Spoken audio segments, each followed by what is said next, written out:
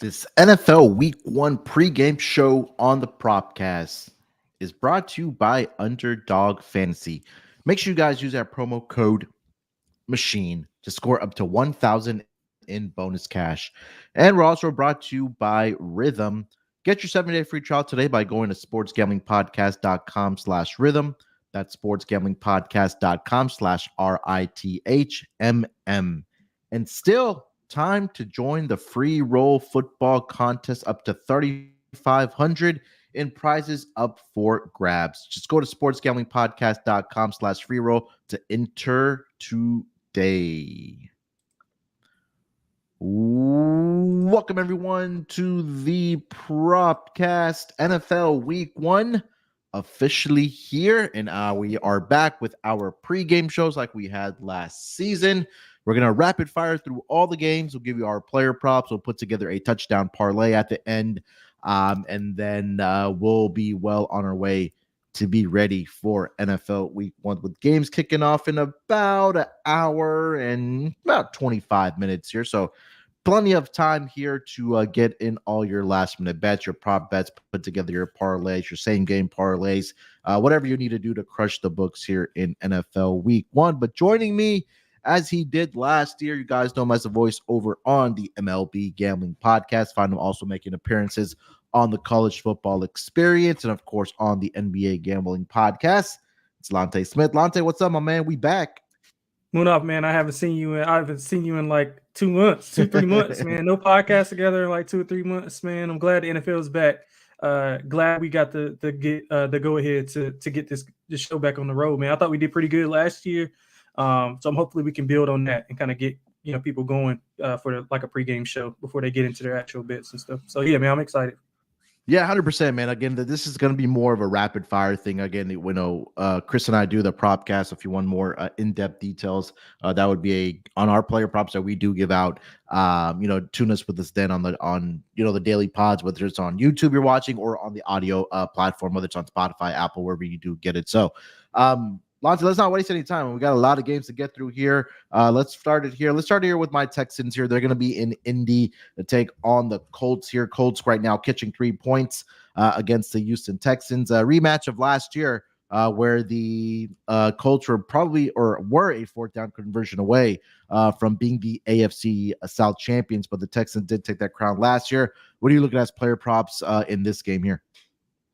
Yeah, I mean, on the Houston side, I don't know what to expect. I think you maybe can fill me in on what to expect with all the new toys the new toy that Stroud has, and I don't know if he's going to be able to I don't know if he's going to force feed Diggs the ball to kind of keep him happy, because we know if he doesn't get his touches, he'll throw a fit or two. And I don't think CJ is like that confrontational. So I'm interested to see how the offense kind of works out. You got Mixon back there getting carry, so I'm staying away from the Houston side unless you can talk me on to something. But what I do like is I like Anthony Richardson under passing yards. I see 224.5. Yep. He hasn't gone over this in any of his starts. I mean, so far in his career, the most he's had is 223, and that was on 37 attempts in last year's opener. I don't expect them to kind of, pass the ball or keep it through the air. I think the Texans defense, especially on the back end, will be, one of the more improved units of the improved units on the year. So I think Richardson will be, Steichen will put more in the RPO. He'll be running short pass stuff. So I don't see him getting to 225 here. So I like under 224.5. Yeah, it kind of correlates with what I like here. Jonathan Taylor on his rushing yards or rush attempts, if you want to go that direction. The number is at 73.5. I mean, it does feel a little bit high here, but I do expect to see a heavy dosage of Jonathan Taylor in this game for the Indianapolis Colts. The Texans side, obviously, I think when it comes to the receivers, you'll be split between obviously Stephon Diggs and Nico Collins. But for me as well, it's going to be kind of a wait-and-see approach and trying to see what the Texans are going to do as far as targets distribution in this game here, at least in game one. I mean, I know that CJ Stroud is going to get the opportunity to throw the football a lot. Also, not sure we're going to get out of Joe Mixon here as well, right? So, I mean, the running game has been pretty much non-existent for the Texans for a good while. But I just think that for this Texans team, we're going to trying to find out what the running game is going to look like. Damian Pierce hasn't really worked out. Devin Singletary last year was pretty good for this team here. But I think that, again, it's a wait-and-see approach for me as well. Maybe if we want to get sneaky with Tank Dell, I know he's been a favorite target of CJ Stroud last year there. So I'm going to be waiting and seeing in this game here. So what are you what are you going with officially? What are you going with officially? Jonathan Taylor on his rush attempts to go over. What is that? What is that? What I'm trying to do is, I know last year I was saying I was going to do it, never got around to it. So I'm trying to log everything and put it in the spreadsheet, and then I'll just put it out just so everybody can see it in case they didn't catch the show. Yeah, that number is either 17.5 juice or 18.5 at plus 110. I'm going to go with 17.5 on that number for JT on his rush attempts to go over.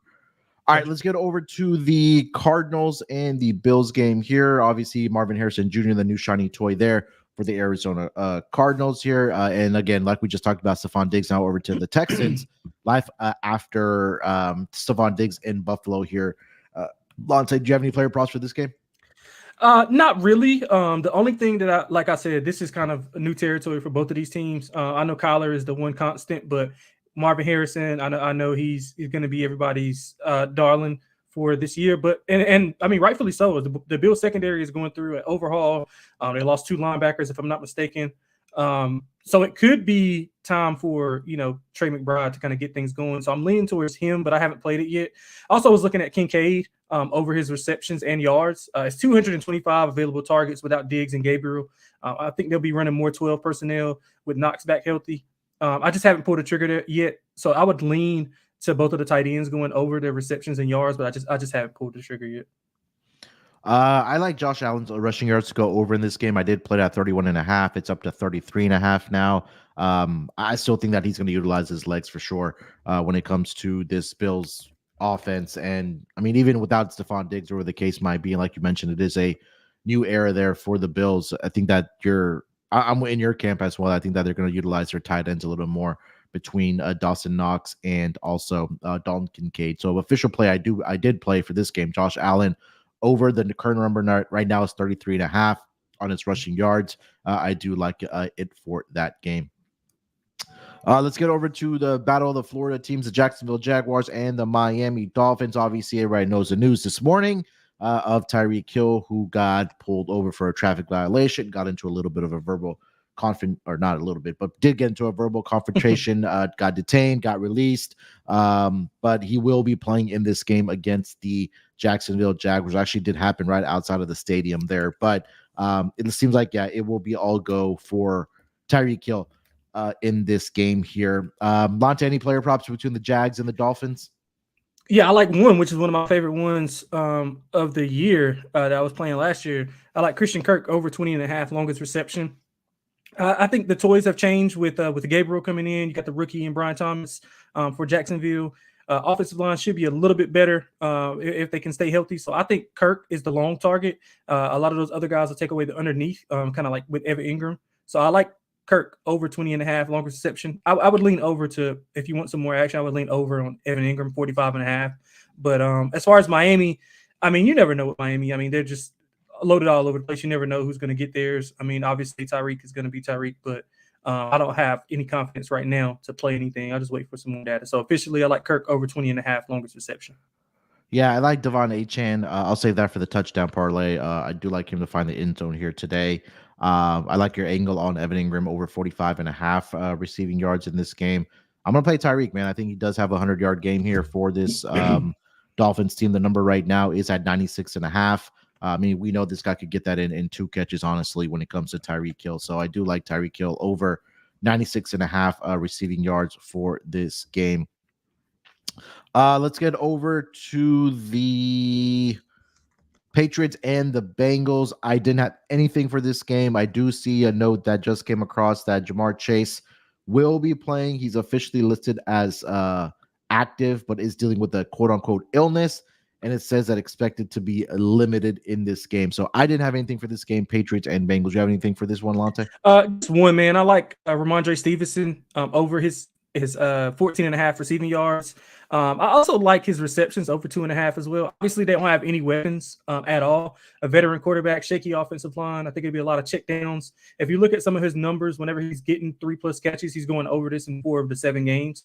And I think that was with a better offensive unit. So I think with less skill around him and a quarterback who doesn't really shoot the field, unless Drake May comes in, I think Stevenson is going to be a beneficiary of the check down. So I like over 14.5 receiving yards, over 2.5 receptions.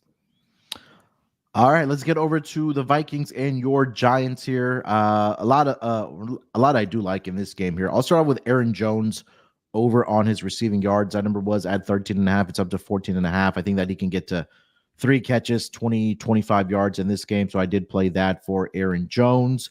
Malik Neighbors, longest reception over 22.5. I just think that, again, this is going to be an opportunity for him to really showcase his athleticism, his ability for this Giants team. It does make me nervous that Daniel Jones is throwing him the football, but I do think that even if he gets yards after a catch here, Lonte, I do think that he can get over this number of 22.5 as his longest receptions, or reception, I should say. Those are the 2 I did have. I also do like Jordan Addison to find the end zone here, but as far as player props, Aaron Jones over receiving yards and Malik Neighbors, longest reception over 22.5 here. What you got for your team? Yeah, so I like. I think it's kind of correlated with what you said about Neighbors. I like Daniel Jones over 215 pass yards. He's had 301 on the road versus them in the playoffs. With the worst offense, he's had 334 on the road in 2022. He had 1 blemish. I think he had like 167 in an earlier game. It might have been his first start. In one of his first starts of the year of his career. So yeah, I think he's gonna be like limited to not running as much and trying to use his arm, what little he has. So Dayball's calling the plays. He's had pretty much all summer to kind of game plan for this Minnesota defense. They're gonna bring blitzes. I think they can pick them up, and that goes right hand in hand with what you said about Neighbor, that he can catch a slant, or let's say a tunnel or whatever, and go deep into the end zone. So I like Daniel Jones over 215 passing yards. I also like Darnold over 10.5 rushing yards. I mean, just simple for me. I think that the Giants front obviously is one of the better ones in the NFL with Lawrence and now with Burns there. I think Darnold will be able to kind of step up in the pocket and maybe rattle off a couple of 5 or 6 yard runs. So I like Darnold over 10.5 rushing yards as well. Yeah, I think this might be one of the games that honestly could sneakily be a higher scoring game here today. Yep. Between the Giants and the Vikings here. All right, let's get over to the Titans and the Bears in this game. DJ Moore, I mean, it's square, but I really do like him to have a big game here today. I know that they have other weapons. I know Keenan Allen is officially active here, but I'm not sure how effective he is going to be. But over 61.5 receiving yards for DJ Moore. I think that he could have a big game here as well. Tony Pollard over 10.5 receiving yards as well. I think him and Tajay Spears are going to really split the carries there. But I think Tony Pollard will probably be more involved in the passing game here for the Tennessee Titans there. So maybe if you see it on like 3rd and short, or swing passes, pass into the flat, screen passes going to Tony Pollard, I think this number is a little bit lower for him. But I do like him to get over 11.5 receiving yards in this game. Yeah, that's what I have. One for each side there. Do you have anything for Titans Bears? Yeah, I like Tajay Spears over 54.5 rushing and receiving yards. He averaged 49.2 in limited work last year. If you look at his last 6 games, whenever his usage increased, he was over in 4 of those 6. He averaged 67.5 in that span. I'm expecting more. I'm expecting him to get a little bit more work than Pollard. I mean, if you just read some of the stuff that's been coming out of the Tennessee camp, I think Spears has been like buzzing around. So I think Tajay Spears will be able to find the end zone as well. But I like him over 54.5 rushing and receiving yards. All right, let's get over to Pittsburgh Steelers and the Atlanta Falcons. News in this game that Russell Wilson is officially inactive. Justin Fields playing in his state where he was born. I didn't have much for this game, but I am waiting for Justin Fields rushing yards that hopefully does get posted, obviously, before the game does start here, Lonte. But do you have anything for Falcons and Steelers? I'm not sure if this still is available, but I saw Fields under 191 passing yards. If that's still available, I love that. I mean, Atlanta's improved defensively with their additions, especially at pass rush. I think Art Smith is probably going to be, throwing less and running more. So I like him to kind of be like, I guess that correlates to what you were saying. He's also under in 6 of 12 last year as far as 192 yards. So I like that, and I think that goes right with our guy Jaylen Warren, over 42.5 rushing and receiving yards. He averaged 67.9 last year. Arthur Smith loves utilizing the running backs. I think he'll get a little bit of work because of his metrics were better than Najee last year. So I like Warren over 42.5 rushing and receiving yards. All right, Panthers Saints here. I do like Adam Thielen in this game for his receptions. His receiving yards. His number is around 39.5 where I played it. Look, I know they brought over Deontay Johnson to be that number one guy or add some depth to that wide receiving group that was pretty much non-existent last year and before. I mean, this was a time last year where Adam Thielen was hovering around this number, and the books didn't catch up to it till about, I want to say, week 4 or 5, where they finally bumped him up to 51.5. But I still feel like there might be an opportunity here for Adam Thielen. I think it may take a little bit for Deontay Johnson to get going here. He could get over this number as well, but I do feel like Adam Thielen could be a stinky play here, just because the chemistry, the rapport that those two guys between Bryce Young and Adam Thielen had last year. Thielen last year, I mean, look at his numbers: 100+ receptions, 100+ targets, 1,000 receiving yards for this Panthers team. But again, a lot of it was because I mentioned they really didn't have a lot of depth at that wide receiver position. I also do like Bryce Young on the over on his pass attempts. That number's at 31.5. I did play this one as well.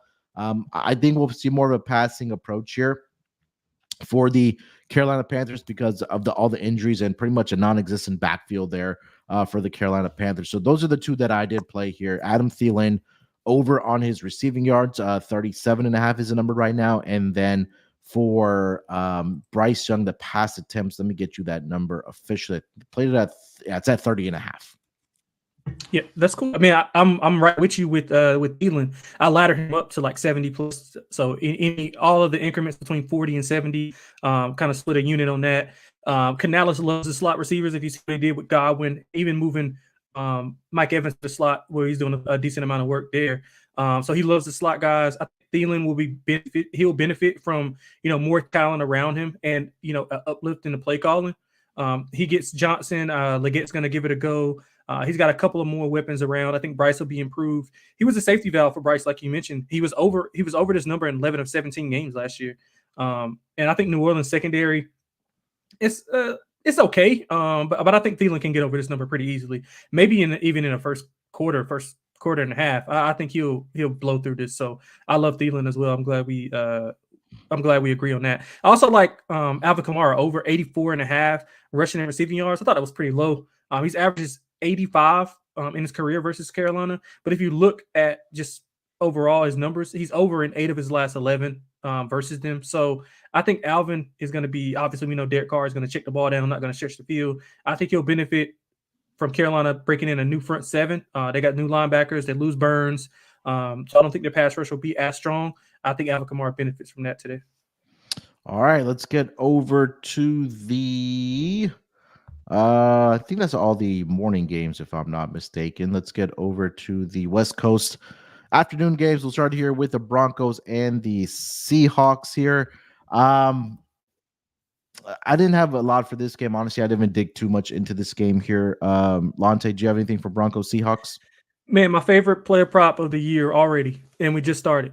Jackson Smith and Jigba over 44.5 receiving yards. If you want to ladder that up, I think that's good all the way to like 70+. I would sprinkle on 100+ as well. Lockett's been banged up in camp, so I'm not sure. I think he's going to give it a go, but I'm just not sure how much he'll be perceived. And if you look at it, if you look at Grubb, new offensive coordinator, if you look at some of the work that he did at Washington, in the slot is where he did damage for his receivers. I mean, Rome was obviously on the outside, but he did a lot of work in the slot as well. Jalen Polk, Jalen McMillan also. All of those, if you look at their slot numbers, unreal at the college level. And I think Jackson Smith and Jigba will fill that role. Surtain will be on DK, so the field will open up for Jackson Smith and Jigba. And I think he has a monster game and a monster season this year. So over 44.5 receiving yards for Jackson Smith and Jigba is one of my favorite plays of the slate. I also like Bo Nix over 18.5 completions. Should be in a negative game script. So I'm expecting Seattle to come out punch in the mouth. Improved secondary, improved pass rush. I think it'll be a lot of dink and dunk, similar to what we saw Drew Brees late in his career under Peyton, short and efficient, and pretty much what we saw with Bo Nix at Oregon. So I like over 18.5 completions there. Yeah, I couldn't talk you off JSB there for sorry, JSN, I should say, for the Seattle Seahawks. I feel like this could be a breakout year for him for this upcoming year for the Seahawks here as well. Maybe take over as that number 2 guy. And like you mentioned, that Tyler Lockett injury, I think has fantasy owners and also obviously proppers like us an opportunity here for him to have a big game here for the Seahawks. Let's get over to the Raiders and the Chargers here. You mentioned your favorite probably prop of the year. I really like this one. Zamir White over 14.5 rush attempts for the Raiders. Look, I saw an interview maybe a couple of days ago with Antonio Pierce. I want to say maybe it was a radio guy or the play-by-play guy with the Raiders. And he, in so many words, he said, you know, what are we supposed to expect from Zamir White this season? And Antonio Pierce, I should say, said in so many words that, hey, I want him between 15 to 20, maybe 25 carries in that realm. And you go back to last year, the final 4 weeks of the regular season for Zamir White, when he took over as that RB1 for the Las Vegas Raiders, he had at least 17 carries in all 4 of those final 4 games of the season. 3 of those 4 games, he'd finished with 20 plus carries for the Las Vegas Raiders. So, no, I know they have Gardner Minshew there for their starting quarterback. I'm not sure how much we really do trust him, but 3 of the 4 games last season, or 3 of the 4 final games last season where he took over as RB1, he averaged 4.1 yards per carry or better for this Raiders team. So I really do like him to get that workload here. I'll go over 14.5. Couldn't talk you off if you want to go with Devontae Adams on his receptions or his touchdown here today, but I do really do like Zamir White in this game. Man, I love Zamir White as well, man. He's from around my way. Well, not from not near me, but he's from Carolina. I saw him in high school a bunch, saw him at Georgia. I like over 55.5 rushing yards. In the last quarter of the season, like you mentioned, carry 17 or more times in every game. He finished with 3 straight 100-yard games. So I think that, you know, is going to be the focal point of the offense. Gardner Minshew, he's fine. So I think he can be respectable and not allow people to stack the box against White. So I think I might parlay that rush attempts with the rushing yards for Zamir White, but I like that as well. I also like Herbert over 220.5 passing yards. I think that's completely too low. He averages 289 versus the Raiders. 4 games with 300 plus. 3 of those were on the road. So I think he'll be. I know the weapons are, you know, a little bit down, but the secondary for the Vegas Raiders is their weak point. And I think he'll be able to exploit it. I know people are thinking that Harbaugh is going to come in and run the ball. I mean, you got some makeshift running backs with the Baltimore backs coming over with Dobbins and what's my other guy name? Gus Edwards. So Gus Edwards, yeah. Yeah, I mean, I think they'll be able to air it out. I mean, the front of the Vegas is pretty good. So I expect Herbert to kind of spread them out and dink, maybe not dink and dunk, but he doesn't have anybody on the stretch of the field unless Quentin Johnson steps up. So I think over 223.5 passing yards is way too low for Herbert. Yeah, I was trying to figure out like who's going to get the targets here. I know that Josh Palmer has been there for a while now with Justin Herbert and also Quentin Johnson, like you mentioned there. His number's at 25.5. That number feels a little bit low for him for this game for Justin Herbert and the Chargers. Quentin Johnson possibly getting the ball here at 25.5. So that's something I'm going to keep my eye on for the Chargers going forward in this game. Let's get over to the Cowboys and the Browns here. 2 player props I do like in this game, and I did bet was number 1, Dak Prescott over 35.5 pass attempts in this game. The Cowboys really do a whole heck of a lot to address their backfield. I know they brought Zeke back, and we saw the report that both him and Rico Dowdle are going to be splitting the carries. But you're going up against Cleveland Browns defense, which was one of the best last year, at least at home, and limiting, running backs and honestly through the air as well. But I really don't think the Cowboys are going to have a lot of success on the ground in this game. But I just feel like that Dak Prescott's going to have to air it out here a little bit. So I do think that he gets over 35.5 pass attempts. He just signed a contract to become the richest player in NFL history. 4 years, $240 million, about $232 million of that guaranteed there. So Dak Prescott, the future quarterback for the Dallas Cowboys. And then Amari Cooper over 56.5 receiving yards. This is the first game back or first game against the Cowboys since he got traded for them for, I think it was, I want to say a first round draft pick, if I'm not mistaken. They replaced him with CeeDee Lamb. But, kind of the revenge angle here for me. So Amari Cooper over 56.5 receiving yards and Dak Prescott over 35.5 pass attempts here, Lonte. Yeah, man, you took mine. That was Cooper was, the revenge angle for him. He was over in 9 of 16 games last year. The secondary is questionable for Dallas. I think Deshaun Watson, who's probably playing with a little bit of a heavy heart. I think his dad passed away a couple days ago. So I think if Deshaun can kind of stay upright, I know they're having some trouble on the offensive line. Cleveland is. I think he can get close to 100 here. So I like Cooper pretty a lot in this game. I can't talk you off that Dak prop either. All right, let's get over to the Washington Commanders at the Tampa Bay Buccaneers. I think what I'm going to be curious to see here is what Dan Quinn is going to be doing with the secondary of the Commanders, because last year this team was atrocious. And I think last year when I did the propcast, and I think when you and I did the propcast, the pregame show, we talked a lot about longest completion for the opposing quarterbacks against the Washington Commanders. So I do like Mike Evans in this game. I played it at 69.5. That number's up to 70.5 and climbing right now for him. What else did I like? I think that was it. Scary Terry, man. Look, this guy's pretty much the only number one option here for the Washington Commanders, or is going to be the number one option. But after that, it's just a bunch of guys that looks like it's going to be plug and play for the Washington Commanders. So if you want to look at receptions to go over for Scary Terry in this game, I think that number is probably going to be a 5.5. Let me just double check. If it's a 4.5, I will definitely be playing this here. Let me see.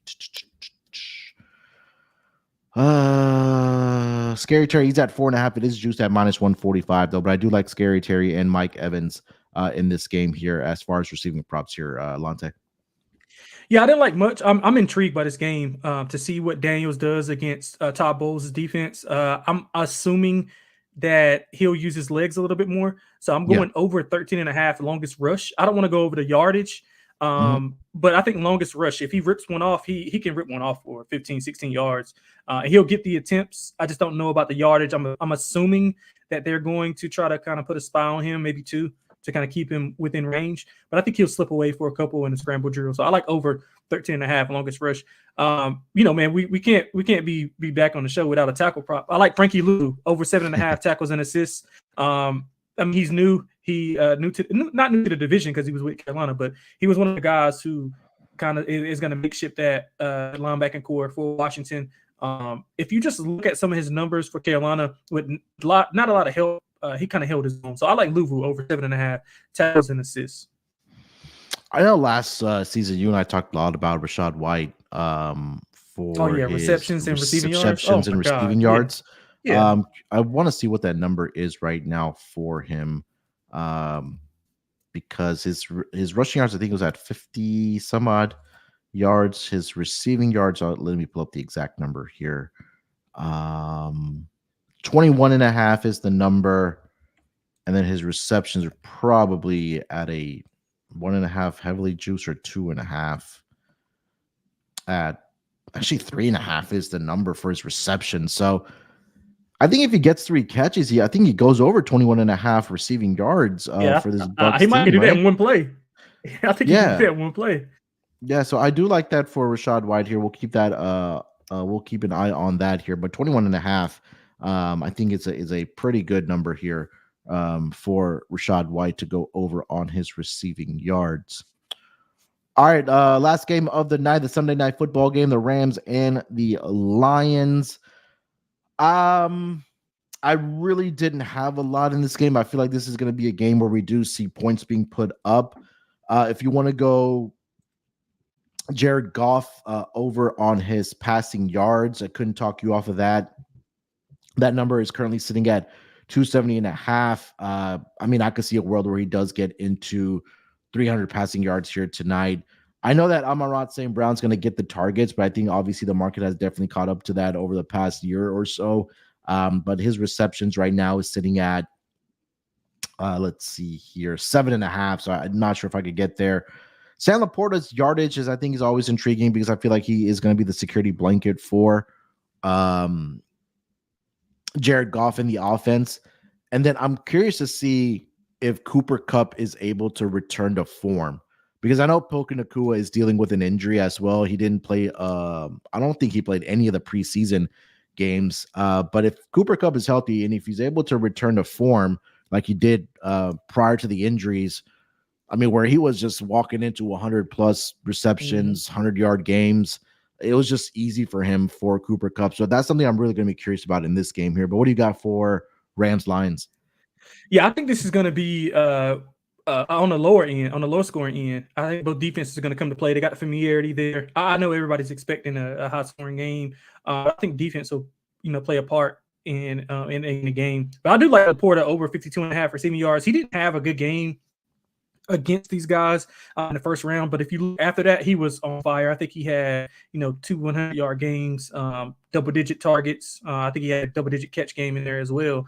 And the linebacking core is a little bit weaker. Obviously, the pass rush is going to be weaker without Aaron Donald there, so that's less doubles. Detroit already has probably the best. I don't know if you want to debate.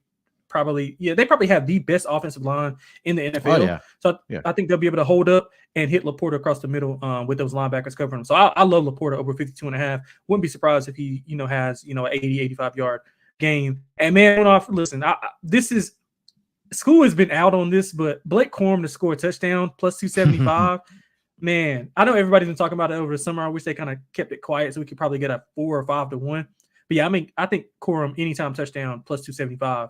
I think it's not value, because it should be a little bit higher, but just because everybody's been kind of talking about it and betting it, it's kind of lost a little bit of value. But I still take a little piece for plus 275 anytime touchdown. All right, so that is the Sunday schedule as far as, like I mentioned, rapid firing through our player props here for the games here on Sunday.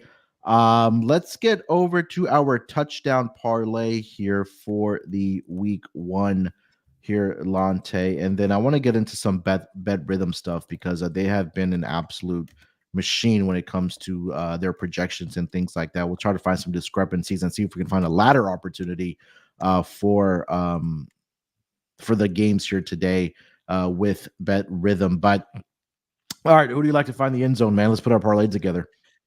Let's go with who? You mentioned Blake Corum. You want to throw him in there? Man, listen, I kind of do, but I kind of don't at the same time because I want to get off to a good start and win. So I'm gonna go with Alvin Kamara find the end zone. Let's go Alvin Kamara. Alvin Kamara. Let me just find him here. He should be at around even money. Let's see, Kamara. Yeah, plus 110 for him to find the end zone here. I liked, who did I mention that I did like? I like Jordan Addison as well to find the end zone, but I'm gonna go with your guy Malik Neighbors, man. Plus 145. Yeah. I think this is gonna be a good coming out party for him against the Vikings. Let's throw him in there. Who else do you like? Anybody else you want to throw in there? So we got a running back, we got a wide receiver. We gotta go with our tight ends, man. Yeah, let's find a tight end. Let's go with Dalton Kincaid, find the end zone. All right. Oh yeah, the Kincaid. We'll throw him in there. He's at plus 180. And then let's see here. I do like. Oh, what about Jonathan Taylor? You like Jonathan Taylor, right? Yeah, I think he's going to be minus price, so I don't want to throw him in there. He's at plus 110. Let's leave him. What about Zeus? I mean, Zeus should be like plus 115-ish, I'm guessing. Let's see. Plus 115. I'm guessing he should be around there. That's just a guess. I don't know for sure. Let me see. Low scoring game. The total's low. Yeah, we could throw him in there. Let me see. Yeah. Plus 180. Oh my goodness, that's a steal. Yeah, that's a steal. I'm actually gonna bet that right now, actually. No, that's not right. Sorry. That's Zamir White, my bad. I don't see him. Let me see if he says find him. Let's see. Come on. I did like Jerome Ford as well, but I feel like that's Oh, gonna I be a like little. Jerome Ford too. I like You Jerome want to throw Ford him in too. there? Yeah. Let's throw Ford in there. Let's throw Ford in there. I like him. All right. So we'll keep it light. I mean, not light, but it's a pretty good parlay here. So it's around 33-1 for our parlay here. So we are going to go with Alvin Kamara, anytime touchdown. We'll throw in Malik Neighbors, plus 145, Dalton Kincaid, plus 180, and Jerome Ford, plus 135 to find the end zone. That'll get you to 33-1 for our touchdown parlay. Let me see if I can just quickly make a banner here for anybody watching live here. So that's going to be Kincaid. We said Kamara, we said Neighbors, and Ford. That's going to get you to plus 33.85 over on. There we go. All right, so Don Kincaid, Alvin Kamara, Malik Neighbors, and Jerome Ford plus 33.85. That's going to be over at DraftKings, where you can get that parlay for anytime touchdown scores for week 1. All right, Lonte, let's get into some. We got some time here. Bet rhythm for. So let's find like maybe some like discrepancies or something that they are on projections that they are higher on than maybe the market. So the first one that kind of stuck out to me, we talked about DJ Moore. They have him projected to have 103 receiving yards today, where the market's around 61 and a half. And I mentioned I do like DJ Moore to have a big week 1 here. I feel like this game is going to be a little bit of a shootout. I do like the game to go over in this game. So DJ Moore right now, like I mentioned, at 61. And if you want to ladder him up, so 70 plus is at plus 125, 80 plus is at plus 190, 90 plus at plus 285. And if you think he does have a 100-yard game, you get that at 4-1 right now for DJ Moore to have 100 plus receiving yards in this game. They also do like Quentin Johnson to go over 23 and a half receiving yards. They are projecting him to have around close to 40. Couldn't talk you off of that one. Let's kind of go to some of the rushing yards here. You mentioned what was the one you like for Tajay Spears there, Lonte? Was it the rushing yards or the rushing? I like rushing and receiving if they have it. Yeah, so they just on his rushing yards alone, they like the over 34 and a half. They're projecting him to get 52. So I think that just bodes very well for you for your rushing good. And receiving. I think you mentioned Ramondre Stevenson as well. Receiving yards. Yeah, they have his rushing yards over 50 and a half. Yards. Yeah, they're do they have interceptions? Let me see if I can find it here. Stevenson, Ramondre, view results. Yeah, so they're projecting him to have 31 receiving yards in this game. And right now, like you mentioned, at 14 and a half. So I do have Ramondre on one of my fantasy teams. I'm really thinking about getting him the start here today against the Bengals in this game. Let's do one more here. Maybe let's get in a quarterback prop here. Let's see. You mentioned Daniel Jones, right? Oh, yeah, him or Herbert, one of my favorite ones. Yeah, so both of those are kind of at the top of the list here. So Herbert, they have him predicted at 251 passing yards. So that number, I think market consensus around 228 and a half, 229 and a half. That one does get over there. And then Daniel Jones, they're projecting him to have around 233 passing yards, where the market right now is at 212 and a half. There. So I'm just want to see one more on. You mentioned Jaden Daniels and what they think about his rushing yards here. Let's just take a look to see if they have it. Gotta go to rushing. So they're only predicting him to have 13, but I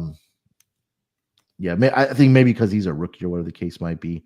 Maybe. There's not enough data there for him. All right. So that is that for the bet rhythm ones that we did throw out there that we do like. So our parlays up there for our touchdown props. And I think that is pretty much it here, Lonte. Anything else you want to mention? Anything else we want to give out? Let me No, check if but I'm there's any going to. updated news. Go ahead. Yeah, I'm gonna keep trying to keep a tally on to see how we. I thought we did pretty well last year. So I got a Google Doc. I'm gonna tweet it out. And I'll tag the propcast and everything in it just to show what we had going into the day. So yeah, I'm working on that, and I should have that out before in the next 15-20 minutes. I just need to fine tune some stuff. It'll have my picks, your picks for each game, and then our anytime touchdown parlay. All right, there we go. So that is week 1 in the books. We'll have about 50 some odd minutes here till the first games do kick off. So definitely looking forward to week 1 again. Our touchdown parlay is up there. Don Kincaid, Alvin Kamara, Malik Neighbors, and Jerome Ford to find the end zone. That'll get you around close to 34-1. And hopefully we can get 1 week started off with a bang here. Lonte, anything else you want to mention before we get out of here? That's it. Glad to have it back. Yeah, make sure you guys subscribe to the Propcast. We'll be going live here every single week for the pregame show. And of course, throughout the week for our player props leading up with myself and Chris. So look out for us then. Make sure you guys follow Lonte over on the Twitter machine at XXLonteXX. You can find me there as well at SportsNerd824. Till then, enjoy week 1, bet responsibly, and we'll talk to you guys next week.